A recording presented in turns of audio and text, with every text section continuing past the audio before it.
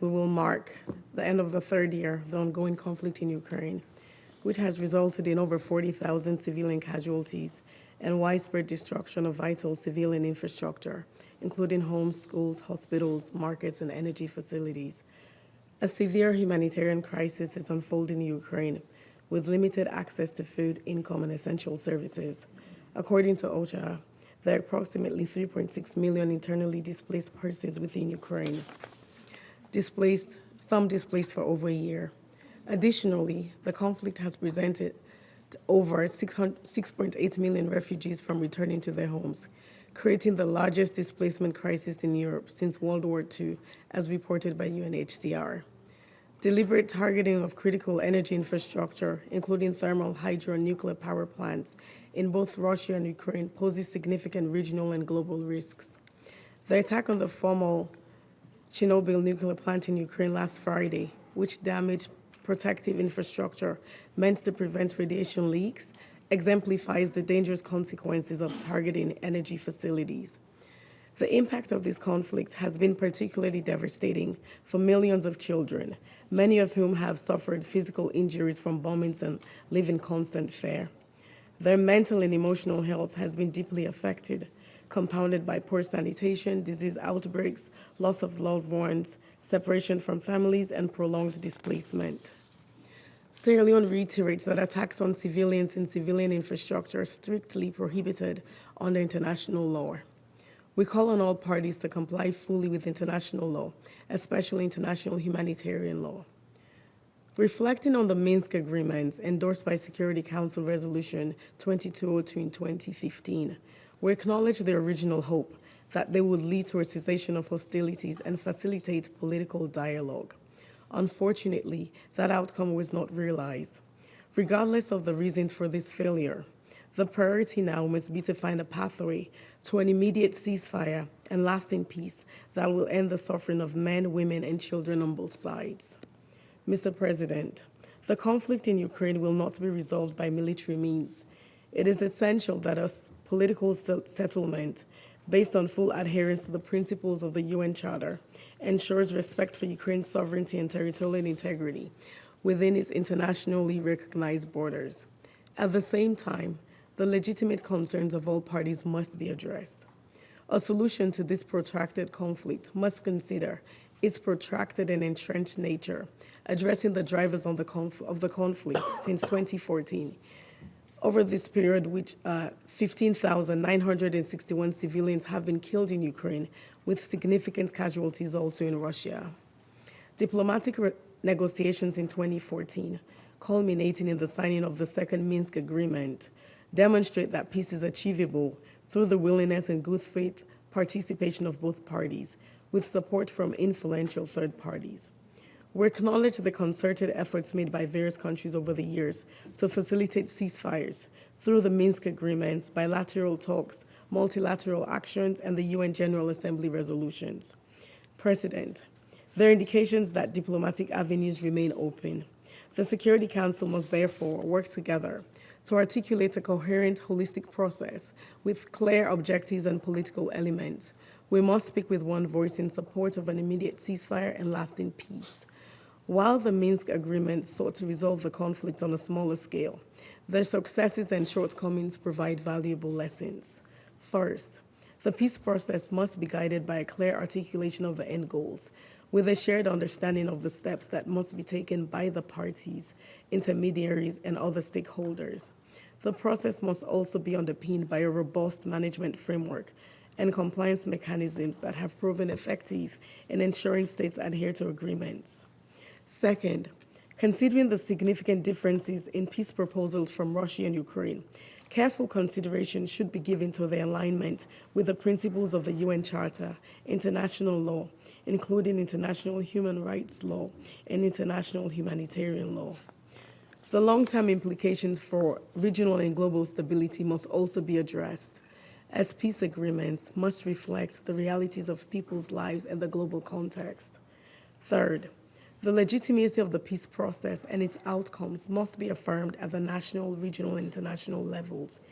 It is critical that all relevant stakeholders, including political actors, women, youth, and civil society are consulted and actively participate. Furthermore, the necessary legislative and constitutional processes must be followed. At the international level, the Security Council has demonstrated its commitment to supporting lasting peace and should continue to do so. Regional arrangements can also play a complementary role and are to be engaged as well. In conclusion, Mr. President, we're fully aware that this process demands patience and persistence. We urge the parties to refrain from escalating the conflict further and to commit to diplomatic engagement that will lead to the cessation of hostilities and the peaceful resolution of this conflict. I thank you. 我感谢塞拉利昂代表的发言。下面我请丹麦代表发言。Thank you, Mr. President. I extend my appreciation to Assistant Secretary General Genscher for his briefing. I also welcome the participation of Ukraine in today's meeting. Denmark relishes any opportunity to address the unjust war in Ukraine and the suffering of the Ukrainian people. However, today's meeting is just another attempt to deflect reality and justify Russia's illegal and unprovoked war of aggression against Ukraine. This war remains a blatant violation of international law, including the UN Charter. Denmark, along with other members of this Council, supported the Minsk process and Normandy format. These negotiations were launched in good faith to maintain peace while preserving Ukraine's territorial integrity. We all know who blatantly ignored the commitments under these agreements and effectively killed the Minsk process. President Putin himself proudly declaring that the Minsk agreements no longer existed. Mr. President, this meeting is part of an ongoing disinformation campaign to try and detract us from the real objective, the subjugation of Ukraine and the denial of its sovereignty and independence. Denmark stands by Ukraine. We are committed to its independence, sovereignty, and territorial integrity in the face of Russia's war of aggression. Tragically, this illegal war of aggression has raged now for almost 3 years, resulting in terrible human suffering and serious global consequences. Deliberate attacks against civilian targets, including hospitals, schools, residential areas, and critical infrastructure, have continued unabated. Indeed, these attacks are escalating. OCHA has briefed this Council on the dramatic 31% increase in civilian deaths in 2024 compared to 2023.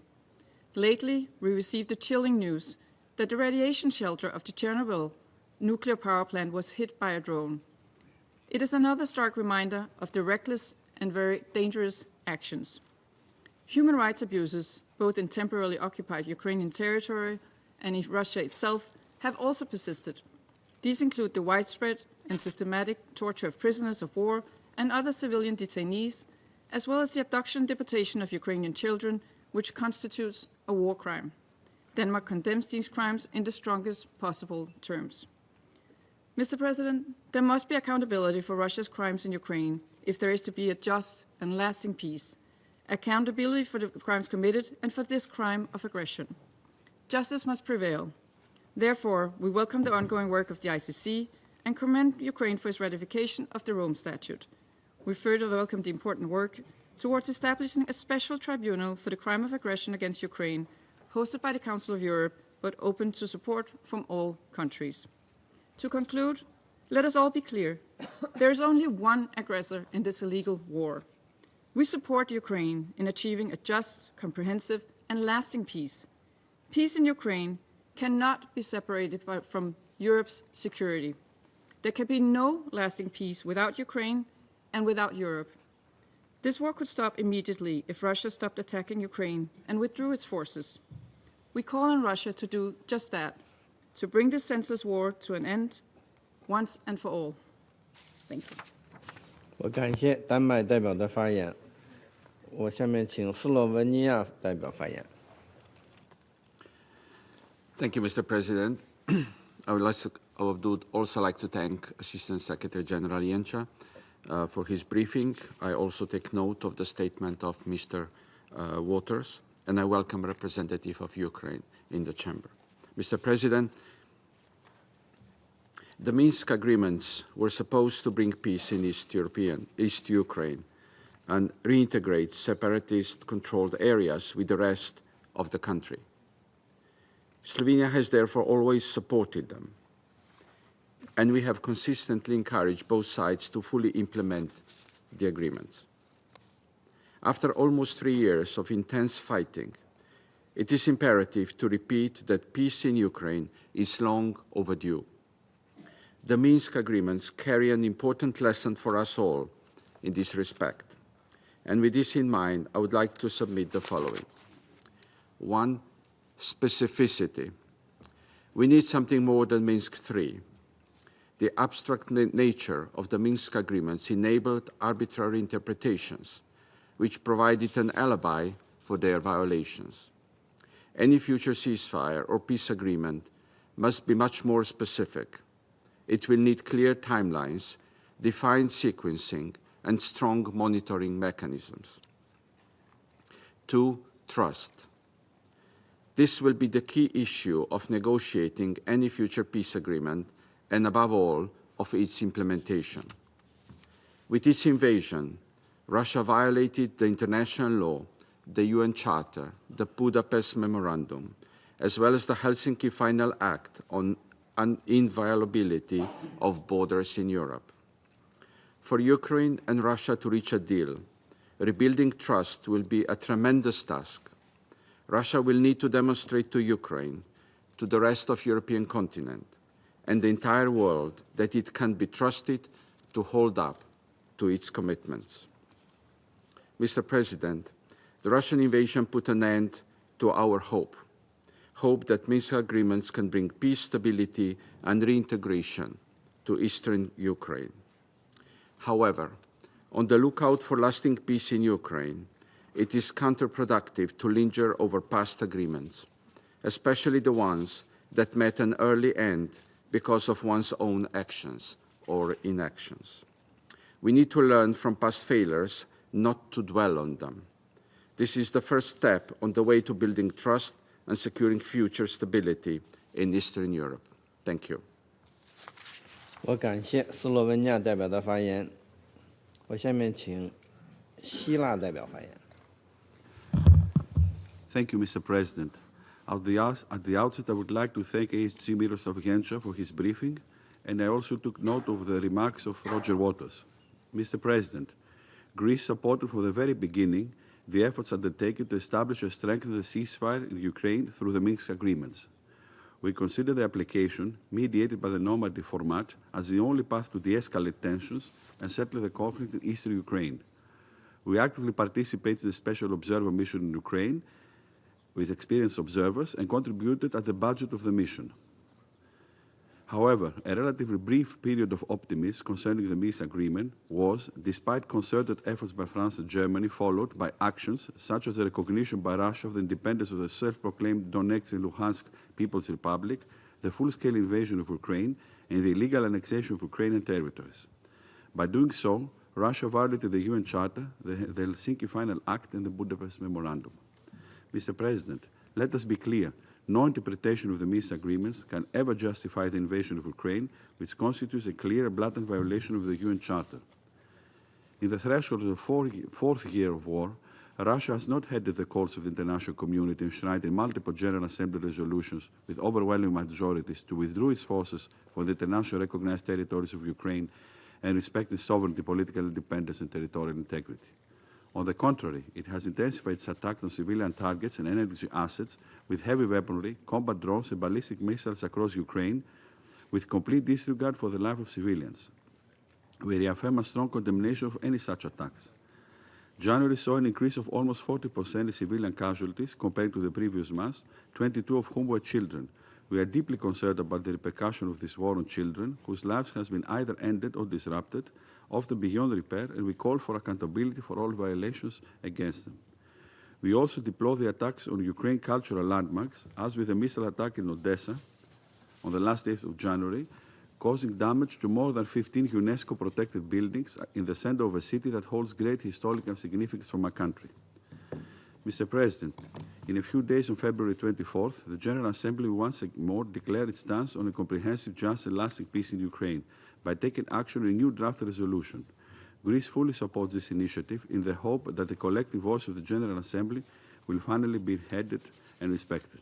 Mr. President, before closing, let me reiterate our full support to the sovereignty, political independence, and territorial integrity of Ukraine, and our support to the efforts towards a comprehensive, just, and lasting peace in Ukraine, while stressing that there can be no solution with Ukraine without Ukraine and without Europe at the table. I thank you. 感谢希腊代表的发言，下面我请法国代表发言。 Monsieur le Président, il importe de s'en tenir aux faits. En Ukraine, il y a un agresseur, la Russie, qui viole le droit international et a attaqué un État souverain qui ne le menaçait en rien. Et il y a un agressé, l'Ukraine, qui, en vertu de la Charte des Nations Unies, dispose du droit de défendre son indépendance et son intégrité territoriale. C'est ce même agresseur, la Russie, qui, quelques jours avant de lancer son invasion à grande échelle de l'Ukraine, a choisi de mettre fin, de façon unilatérale et par la force, aux accords de Minsk. Ceux-ci avaient pour principal objectif la réintégration sous souveraineté ukrainienne de certaines régions de Donetsk et de Louhansk, selon un modèle d'autonomie spécifique. En tant que médiatrice, la France et l'Allemagne ont tenté sans relâche de permettre à la Russie et à l'Ukraine de trouver un terrain d'entente pour que les accords soient appliqués et permettre une résolution pacifique du conflit dans le Donbass. Mais la Russie a fait le choix de l'escalade, puis celui de la guerre. Malgré son engagement de façade à respecter les accords de Minsk, elle n'a cessé d'attiser les tensions dans le Donbass et s'est employée à déstabiliser l'Ukraine. S'opposant en médiateur neutre et niant son implication militaire, elle était en réalité dès 2014 une partie au conflit dans le Donbass, fournissant des armes et du renseignement aux séparatistes et se retirant du mécanisme de vérification du cessez-le-feu en 2016, la Russie a œuvré à la mise en échec des accords de Minsk. Ces tentatives de faire porter à l'Ukraine ou à la France et l'Allemagne la responsabilité de cet échec ne trompent personne. Dès le mois d'avril 2021, elle a massé ses troupes et ses matériels à la frontière ukrainienne. Puis, le 21 février 2022, elle a reconnu unilatéralement l'indépendance des républiques autoproclamées de Donetsk et de Louhansk. Le 24 février, elle a lancé son invasion à grande échelle contre l'Ukraine, violant la Charte des Nations Unies et le droit international. Je rappelle que la Russie avait passé près de 8 ans à répéter son soutien aux accords de Minsk, dont elle était signataire, et qui étaient endossés par la résolution 2202 de ce Conseil. En lançant sa guerre d'agression contre l'Ukraine, la Russie a pris seule la décision de faire voler en éclats les accords de Minsk. Elle a choisi de mettre fin au dialogue et à la négociation. Elle a choisi la guerre. Ceux qui s'interrogent sur l'échec des accords de Minsk peuvent commencer par se tourner vers la Russie. Monsieur le Président, la Russie doit respecter l'ordonnance de la Cour internationale de justice qui lui a demandé, dès le 16 mars 2022, de suspendre immédiatement ses opérations militaires. Elle ne peut non plus continuer d'ignorer les résolutions de l'Assemblée générale qui ont condamné cette agression à 7 reprises et appelé au respect de l'intégrité territoriale de l'Ukraine. Dans une semaine, nous serons de nouveau réunis pour marquer les 3 ans du début de l'invasion à grande échelle de l'Ukraine par la Russie. L'Ukraine présentera à l'Assemblée générale une résolution qui trace le chemin vers une paix juste, globale et durable, conforme à la Charte des Nations Unies. Elle a tout notre soutien. L'Ukraine est un souverain et l'Europe, dont la sécurité est en jeu, doivent participer à toute négociation et être en mesure de décider de leur destin. Un règlement du conflit qui serait décidé sans eux ne saurait être durable. Il consacrerait la supériorité de la force sur le droit et la revendication de sphères d'influence au mépris de l'égalité souveraine des États. La France est prête à renforcer son soutien à l'Ukraine. Nous le maintiendrons aussi longtemps que nécessaire. En ce moment même, des consultations entre dirigeants européens se tiennent à Paris à l'initiative du président de la République, Emmanuel Macron, sur la situation en Ukraine et les enjeux de sécurité en Europe. Ces travaux pourront se prolonger dans d'autres formats, dans l'objectif de rassembler l'ensemble des partenaires intéressés à la paix et la sécurité en Europe. Je vous remercie. 我感谢法国代表的发言，下面我请英国代表发言。 Thank you, President, and I thank Assistant Secretary Yenker for his briefing. President, Russia is once again using this meeting in an attempt to distort the truth behind its illegal war. I'll make 3 points about lessons. First, the events of the last decade in Ukraine originate from a simple, sad reality. Russia's imperialist ambition and failure to respect Ukraine's sovereignty. Russia is not a reliable party to agreements or treaties. In freely signing up to the Minsk agreements, Russia had the opportunity to ensure peace. Russia and Ukraine were the sole parties to those agreements. And this Council consistently called on all parties to implement their commitments in full, right up until the moment when President Putin decided that on the 22nd of February 2022, I quote, the Minsk agreement no longer existed. Second, Russia continues to violate the UN Charter and international law in multiple ways. In its war in Ukraine, Russia has targeted civilians and civilian infrastructure, hospitals, schools, energy infrastructure. It has abducted children. It has raped women. It has compromised nuclear safety and security, flouted international law, and tortured detainees. For all these reasons, it is no surprise that the ICJ has issued an indictment on President Putin. We will not tolerate Russia's attempts to spread disinformation and divert this Council's attention away from its atrocities or its efforts to subjugate a sovereign state. Russia is the sole architect of the war in Ukraine and could end it now, if it chose to, by withdrawing its forces. Third lesson is that the international community must stand firm in support of peace and security. No one wants this war to end more than Ukraine. But Putin's so-called preconditions for talks, reaffirmed by his deputy foreign minister just a few days ago, have been that Ukraine withdraw from its own sovereign territory and abandon its sovereign right to choose its alliances. No country could or should accept this. So we can and must create the conditions for a just and lasting peace, which protects Ukraine's security, sovereignty, and independence. This will require robust security arrangements from the outset, which ensure that Russia is never able to invade again. Putin has shown time and again that he will break a weak deal. The UK will continue to play our part. We will continue to provide concrete support for Ukraine's self-defense and security for as long as it is needed. And we are clear that Ukraine's voice must be at the heart of any negotiations. Let me conclude, President, by reminding Russia that the suffering of so many Ukrainians today simply would not exist if Russia fulfilled its most basic obligation as a member of the United Nations, to respect the principles of the UN Charter. I thank you. 我感谢英国代表的发言。我现在以中国代表的身份发言。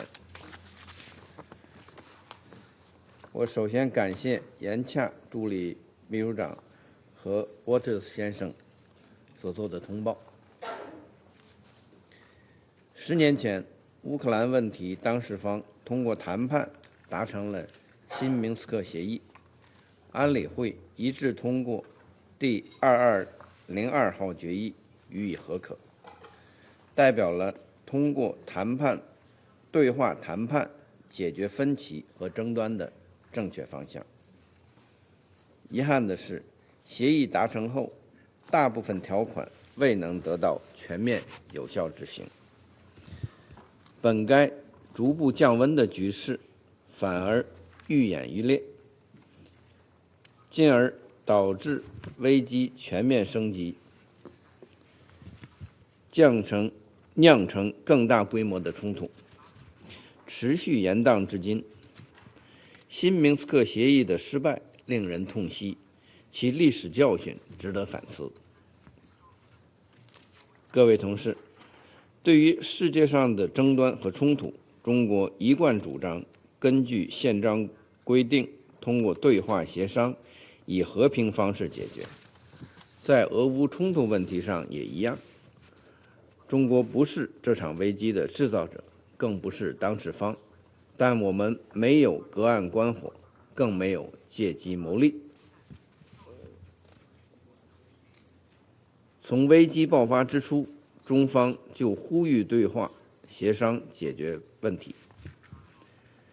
习近平主席提出4点主张，强调各国主权和领土完整应得到尊重，联合国宪章宗旨和原则应得到遵守，各方合理安全关切应得到重视，一切致力于和平的努力应得到支持。这是中方在乌克兰问题上的根本遵循。中方积极开展外交斡旋，同包括俄罗斯、乌克兰在内的有关各方保持接触。中方深入参与联合国和安理会框架下关于乌克兰问题的审议，为推动停火止战、政治解决发挥建设性作用。中方还同巴西等国发起和平之友小组，汇聚全球南方国家集体智慧，形成支持和推动和平的重要力量。形势发展证明，中方的主张客观、公正、理性、务实，与国际社会的广泛共识是高度一致的。当前，乌克兰问题即将迎来谈判解决的关键时刻，任何冲突的终点都是谈判桌，历史最终一定是公正的。我们乐见一切致力于和平的努力，包括美俄达成的关于启动和谈的共识。同时，我们也期待所有当事方和利益攸关方都能参与到和谈进程中来，达成公平、持久、有约束力、所有当事方都接受的和平协议。战事发生在欧洲大地，欧洲有必要为和平发挥作用。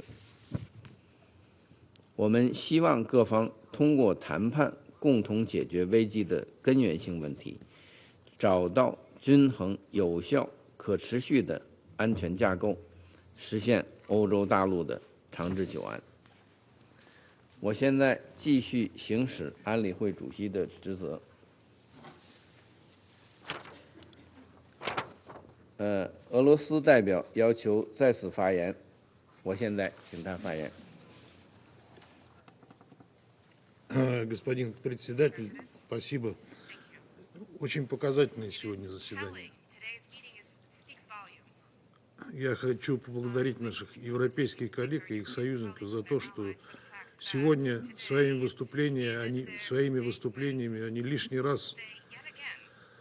лишний раз красочно продемонстрировали полную оторванность европейской дипломатии от реальности и ее неспособности к какому-либо анализу. Эта дипломатия, живет в прошлом и останется там. Ее задача сегодня продлить как можно дольше агонию киевского режима в надежде, что этот режим сможет ослабить Россию. Продолжайте, коллеги, пребывать в этой несбыточной иллюзии, а мы пойдем дальше и так или иначе решим этот кризис. Наша британская коллега сегодня нам преподавала уроки. Я бы посоветовал ей лучше учить материальную часть, прежде чем приходить на эти заседания. Минские соглашения были заключены не между Украиной и Россией, а между Украиной и Донецкой Народной Республикой и Луганской Народной Республикой. Почитайте документ, посмотрите на текст, он доступен. Сейчас все пытается переваливать с больной головы на здоровую, обвиняя Россию в том, что это, оказывается, она не выполнила Минские соглашения. Минские соглашения, которые мы добросовестно пытались заставить Украину выполнить, но которая их постоянно саботировала при поддержке своих западных спонсоров. А то, что на нас накладывают вину за то, что мы объявили о кончине Минских соглашений, так мы всего лишь констатировали медицинский факт, потому что к тому моменту Минские соглашения, которые вы все здесь саботировали, вы западные страны, вы гаранты Минских соглашений, они умерли. Благодаря вам. Спасибо.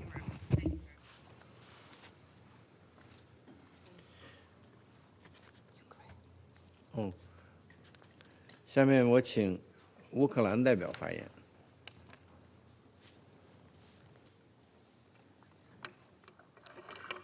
Thank you, Mr. President. And I thank AHG Mr. Miroslav Jenča for his briefing. Today's meeting serves as a reminder of how the Russian Federation treats those agreements to which it is a party.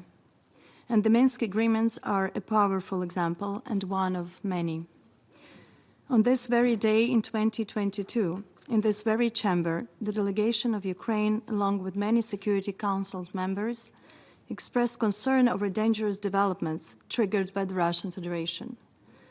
These include the buildup of troops along the border with Ukraine and the line of contact in Donbass, as well as parliamentary appeal urging Putin to recognize the temporarily occupied parts of the Donetsk and Luhansk regions of Ukraine as so-called People's Republics. Both actions run counter to the Russian Federation's obligations under the Minsk agreements and were aimed at laying the groundwork for escalating its aggression against Ukraine to the level of a full-scale war. Let me remind that at that meeting, Russia assured the Security Council that, I quote, "there is no alternative to that momentous document," notably the Minsk agreements. Almost immediately, the Russian Federation killed the Minsk agreements brutally and deliberately. 4 days later, on February 21, 2022, the Russian Federation recognized the so-called independence of the Donetsk and Luhansk regions of Ukraine. A week later, on February 24, 2022, the Russian Federation invaded Ukraine.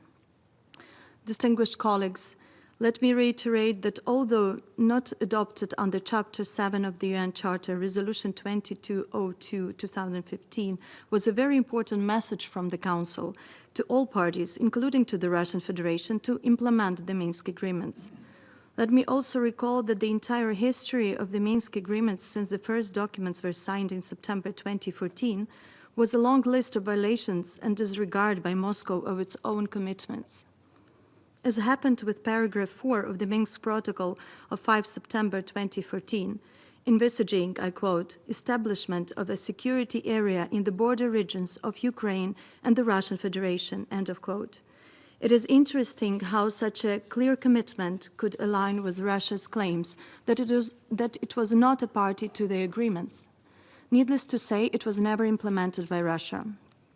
Paragraph 9 of the Minsk Memorandum, signed by Russia on 19 September 2014, stated that, I quote, "all foreign military formations and military equipment, as well as militants and mercenaries, are to exit the territory of Ukraine under OSCE monitoring," end of quote, also never implemented by Russia. Finally, a week after the third Minsk document, a package of measures, was signed on 12 February 2015, the Ukrainian city of Debaltseve sustained a full-fledged offensive and was occupied by regular Russian troops and their proxies. These are just a few examples of how the Russian Federation violated the agreements almost immediately after signing them, and all these violations finally paved the way to the Kremlin's decision to invade my country. While Ukraine took unprecedented steps to find ways to achieve a peaceful settlement and put forward numerous proposals to this end, Russia spared no effort to obstruct the process under various pretexts, effectively stalling the work of the Trilateral Contact Group long before the full-scale invasion. Naturally, it always blamed Ukraine and manipulated quotes from foreign officials to justify its actions. Nothing has changed, as we could see from today's statement by the Russian Federation.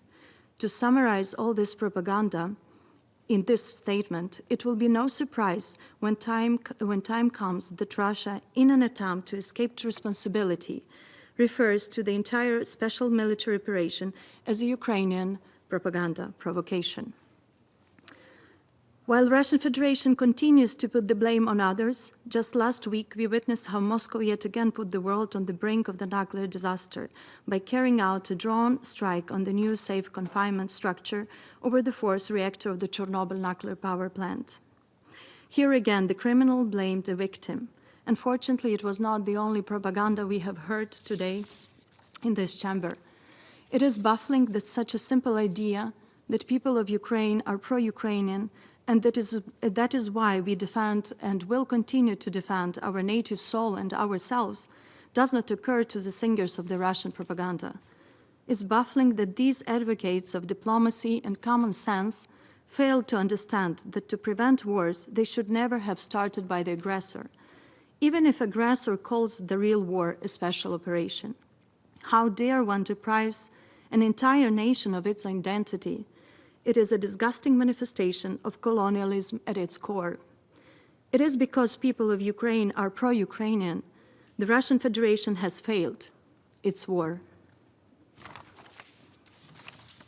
It is important to remember, distinguished members of the Security Council, that Russia's approach to new arrangements will not change either. What responsible states see as commitments to be upheld, the Russian Federation treats as a tactical ploy. It will readily break any agreement the very moment its new aggressive plans require so. That is why any arrangement involving the Kremlin must include enforcement mechanism and preventive measures. Weak agreements will not bring real peace. They will only lead to the greater war. That is why we are working with our partners to find strong and effective solutions. Peace cannot be bought, especially not at the expense of law and principles, especially principle of territorial integrity and sovereign equality. Peace cannot be replaced with appeasement. History offers many relevant examples. Our task is to avoid repeating past mistakes, as the cost of those mistakes is more blood, suffering, and destruction. Thank you. 我感谢乌克兰代表的发言，下面我请德国代表发言。 Mr. President, thank you for this opportunity to address the Council today, and I would also like to thank ISG Jenscha for his briefing. Today's meeting references the joint diplomatic efforts of France and Germany to support the peace negotiations following Russia's initial aggression against Ukraine in 2014. Through the Normandy format, as we all know, France and Germany engaged extensively with Ukraine and Russia at political and senior official levels to pursue a peaceful resolution on the basis of the UN Charter. After their endorsement by this Council in 2015, the Minsk agreements initially succeeded in substantially reducing the violence unleashed by Russia, with an OSCE mission monitoring their implementation on the ground, which means with a mission that was organized by an organization under Chapter 8. The agreements outlined a political solution based on Ukraine's constitutional order. However, after initial progress, Russia began to systematically undermine the process and violate the Minsk agreements. This included administrative measures such as issuing Russian passports to Ukrainian citizens in Donbass, but also military action such as persistent ceasefire violations and the failure to withdraw heavy weapons. With the so-called Duma elections conducted in the occupied territories in 2021, Russia further disregarded Ukraine's territorial integrity and sovereignty. Nevertheless, France and Germany worked hard and in good faith to continue discussions with both parties on implementing the Minsk agreements before Russia launched its full-scale military invasion in 2022. Russia obstructed the implementation of the Minsk agreements and chose to pursue an agenda of expansionist conquest. Throughout 2021, despite our repeated efforts to advance the process, Russia refused to participate in any high-level Normandy format meetings, turning away from dialogue. I wish to stress the Minsk agreements were a diplomatic initiative designed to prevent further bloodshed and establish a political pathway to peace in Ukraine in full respect of international law and the UN Charter.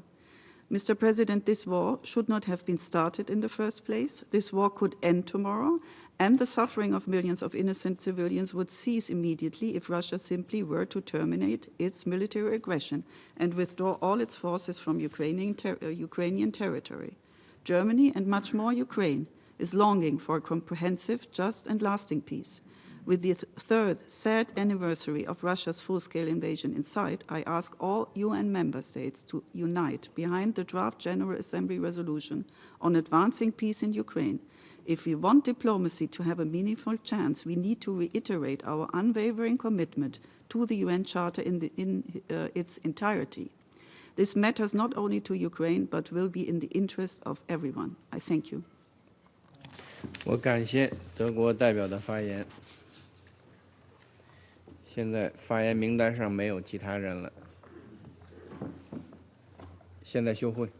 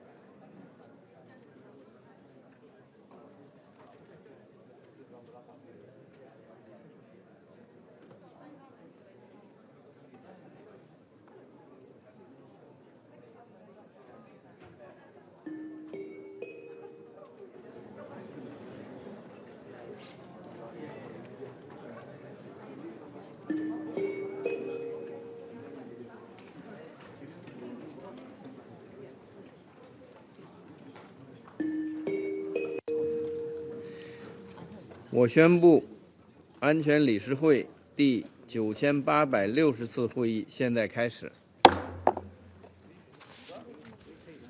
本次会议的临时议程是秘书长关于苏丹和南苏丹的报告。议程通过。安全理事会现在开始审议议程项目2。安理会成员面前有 S/2025/93号文件，即美国提出的决议草案案文。安理会现在准备对面前的决议草案进行表决。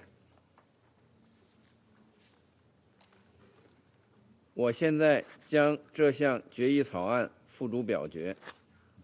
赞成 S/2025-93号文件所载决议草案的，请举手。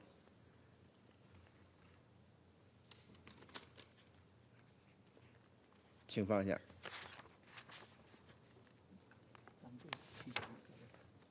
反对的请举手。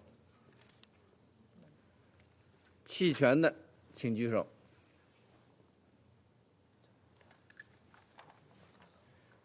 表决结果如下：13票赞成，0票反对，2票弃权。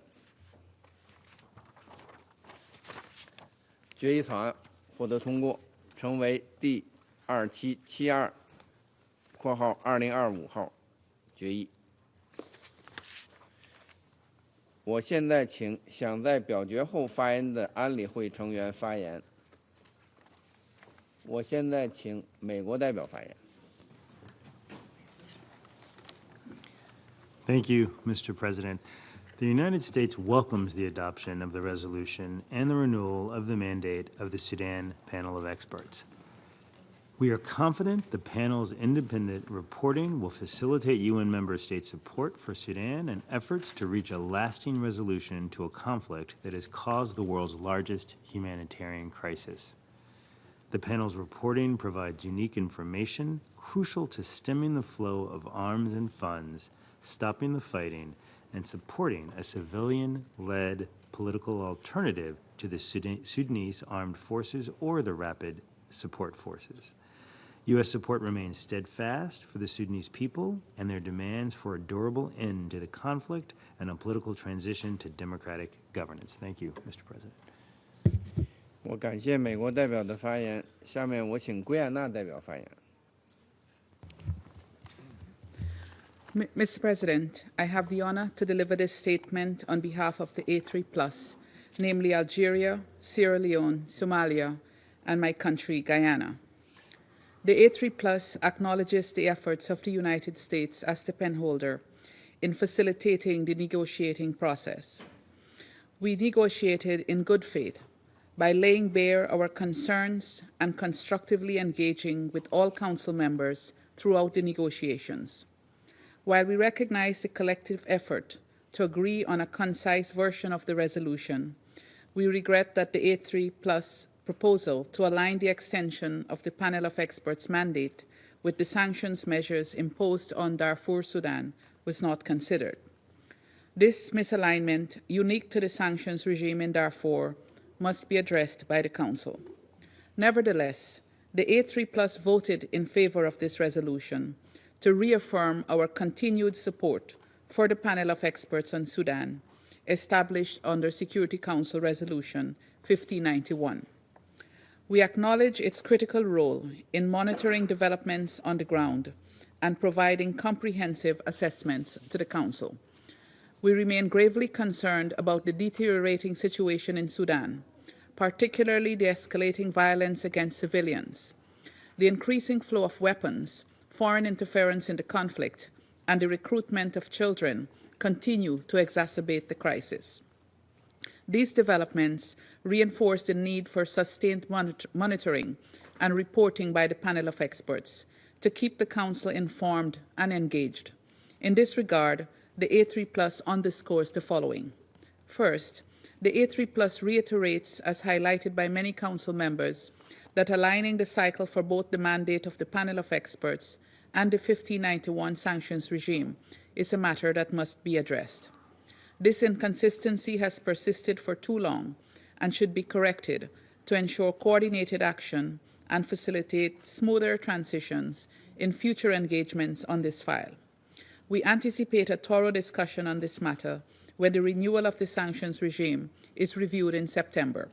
Second, as a matter of principle, the A3+ notes that sanctions form part of the toolkit of the Security Council to address conflict situations. However, sanctions are not necessarily the sole strategic means for achieving peace and security in conflict settings.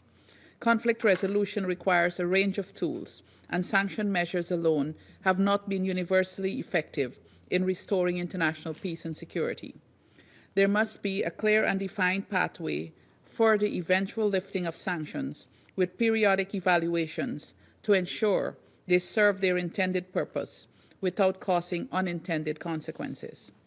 We stress the importance of a principled approach that supports a resolution to the crisis while ensuring that measures imposed by the Council remain balanced and constructive.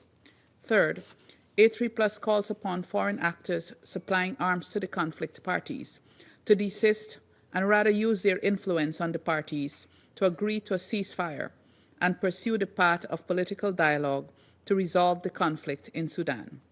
To conclude, the A3+ remains committed to engaging constructively with all members of the Security Council in the collective pursuit of peace, stability, and accountability in Sudan. I thank you, Mr. President.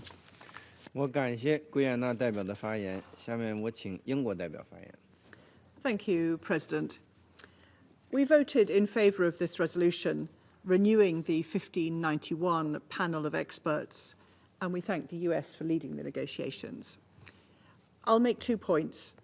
First, I want to highlight the catastrophic situation currently faced by thousands of displaced people at Zamzam camp in Darfur. We've seen reports that the Rapid Support Forces have launched a further assault, contrary to this Council's demands in Resolution 2736. There are harrowing accounts of shelling and targeting of civilians. It's reported that at least 40 civilians have been killed and shelters have been razed to the ground. These are people who were already facing devastating levels of humanitarian need, including famine. So we condemn these attacks. We underscore the need for the protection of civilians in line with international law and the commitments made by the warring parties in the 2023 Jeddah Declaration. The situation underscores the continued importance of the panel's reporting to support the Council's work on Sudan. And once again, we call on all member states to refrain from external interference which foments conflict and instability, and instead to support mediation efforts for a durable peace. Second, we note that while the UK welcomes the renewal of the panel's mandate for a further 12 months, we would have preferred to maintain previous language which, among other things, called for the parties to the conflict to cease violations of international humanitarian law and abuses and violations of international human rights law, and strongly condemned attacks against civilians, including sexual and gender-based violence. President, it is vital that this Council remain focused on protecting civilians in Sudan, given the violence being committed against so many. The UK will continue to press for a much more urgent and more effective international response to the crisis, including a reinvigorated mediation process. I thank you. 我感谢英国代表的发言，下面我请巴基斯坦代表发言。 Thank you, Mr. President. Pakistan voted in favor of the resolution. We believe that the panel of experts is carrying out important work in the fulfillment of its mandate on reporting on the ongoing conflict, including its various dynamics and regional impact, the financing and recruitment patterns, the humanitarian impact and violations of international humanitarian law, and the proliferation of weapons and violations of the arms embargo. However, we regret that, yet again, another opportunity was missed to align the reporting period of the panel of experts with that of the sanctions regime in Darfur. Mr. President, all sanctions regimes must be periodically reviewed to assess their effectiveness and determine their continued utility. The task of the panel of experts is to monitor the implementation of sanctions regime. By extending the reporting period of the panel beyond that of the sanctions regime, the resolution prejudges the extension of the latter. Other sanctions regime of the Council do not have such an anomaly. It was thus only reasonable to rectify it. We regret the inflexibility to accommodate a 6-month extension of the panel with an automatic extension of 12 months conditioned upon extension of the sanctions regime in September 2025. Such an arrangement would have taken into account the concerns expressed during the informal consultations on the draft. Lastly, we find it regrettable that the resolution was put into blue without accommodating the views of all member states. I thank you, Mr. President. 感谢巴基斯坦代表的发言。下面我请俄罗斯代表发言。Господин председатель, Россия воздержалась при голосовании по подготовленному Соединенными Штатами проекту резолюции о продлении мандата группы экспертов Санкционного комитета 1591 по Суданскому Дарфуру. Мы не единственные, у кого были замечания в отношении проделанной группы экспертов работы за истекший отчетно-мандатный цикл. Рассчитываем, что группа обновления, состава которой произойдет в ближайшее время, при подготовке материалов вернется к присущим ей высоким стандартам качества, будет придерживаться критериев объективности, достоверности и проверяемости предоставляемой информации. Принципиально, чтобы в своей деятельности она следовала в русле отведенного ей мандата, сохраняла непредвзятость, а не использовалась в качестве тарана против интересов суданского народа и его правительства.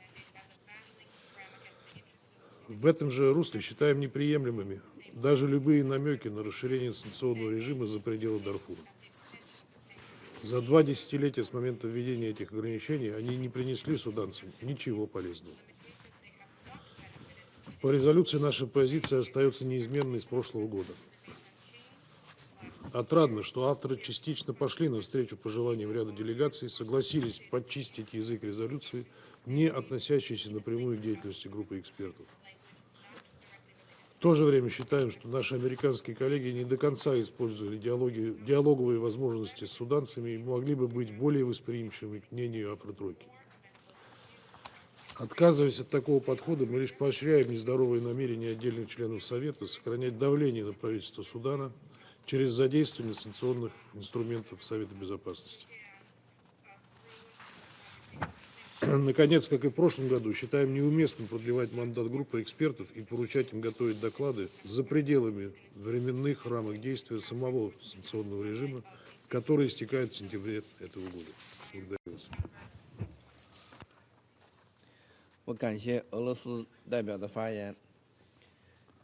我现在以中国代表的身份发言。各位同事，中方对刚才表决的决议草案投了弃权票，我愿阐述中方的有关立场。专家小组是安理会授权成立的制裁机制的组成部分，其任务是协助监测制裁措施的落实情况，并就制裁工作向安理会提出建议。有什么样的制裁措施，就要求什么样的专家小组。因此，专家小组的授权同制裁措施保持时间上的一致性，既是合乎逻辑的安排，也是安理会现有14个制裁机制的普遍做法。这方面唯一的例外，就是本次表决涉及的对苏丹达尔富尔的制裁机制。当前对达尔富尔的制裁措施将于今年9月到期。今天的决议将专家小组授权延长到9月之后，直到明年3月，这显然是违反常理的。这首先有预断制裁措施在今年9月必然延期之嫌。另一方面，假使安理会届时调整制裁措施，对专家小组的组成及其专业背景提出新的要求，这又可能使目前的专家小组在履行新授权时面临挑战。两项授权期限不一致问题已存在较长时间，中国和许多成员一直要求加以解决。办法也很简单，只要有一次对专家小组授权延期6个月，就可一劳永逸地实现两者的一致。如果有关国家声称专家小组授权延期不能短于1年，也只需要有一次对制裁措施延期6个月，同样能解决这个问题。这个独一无二的反常现象得不到解决，不是因为问题太复杂，从根本上讲是缺乏政治意愿。执笔国不愿做出努力寻求最广泛的共识，也不愿从技术角度改进安理会工作的机制和方法。安理会下阶段处理涉苏丹制裁问题，必须解决这个例外。我们敦促执笔国为此负起责任。各位同事，苏丹冲突已延宕近2年，造成严重人道主义后果。中方注意到日前非盟峰会就苏丹问题进行了讨论，我们呼吁冲突各方尽快停火止战，支持联合国同非盟、伊加特等形成斡旋合力，推动各方重回政治对话轨道，呼吁国际社会加大援助力度，帮助苏丹早日恢复和平。我现在继续行使安理会主权的职能。发言名单上没有其他人，现在休会。